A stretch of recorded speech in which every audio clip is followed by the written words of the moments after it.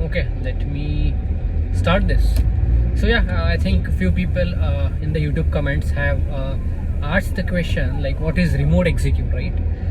So yeah, I just wanted to explain on that. So what is remote execute? So you must be hearing this term, which is remote execute, in lot of technologies, whether it is like maybe traditional coding, as well as in Unqork you will hear this term, right? Sorry, I'm driving, so might be sometime I might get pause in between. Okay, so that's the thing. What is remote execute? So what is that? So basically, whenever we put anything, right? Whenever we write any code, in case of Unqork, we can say whenever we are building the configuration, then usually what happens if we want to like do some activities where we are pulling the data from an API, or based on that data we want to transform that data into a different kind of a structure, all those things. So that we do, right, on the module, as we have learned that. But usually what happens if we keep all those things on the module, okay, which is a front end module, I would say, the module where we are keeping all those things, the text boxes, buttons and all those things. So if we keep those other logic also on the same module where we are viewing that kind of a thing, so in that case what happens, the browser is used, right, to do those kind of a logical things, right, to run that logic. Okay, that all happens on a browser.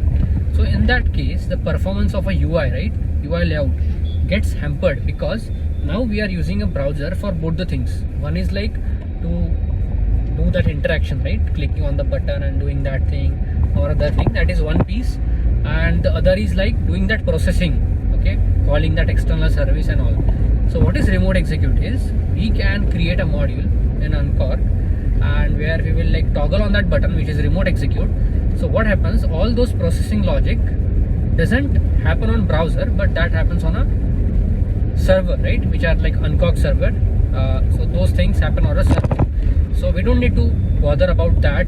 Like, so we isn't like the browser doesn't need to bother about that, like where exactly those logics are, or like basically the browser memory is not utilized in doing those kind of operation. It is all kept on a server, and with that we'll get the output. So basically, yeah, in Unqork it is something like a module. If we put it on a remote execute, then operations on the module or the logic on the module executes on a server instead of consuming the browser memory.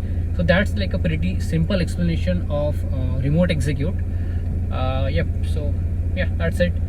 So if you are having similar questions like this, remote execute and all those things, so instead of creating a big video, I can create this shorts and I would like try to answer those questions.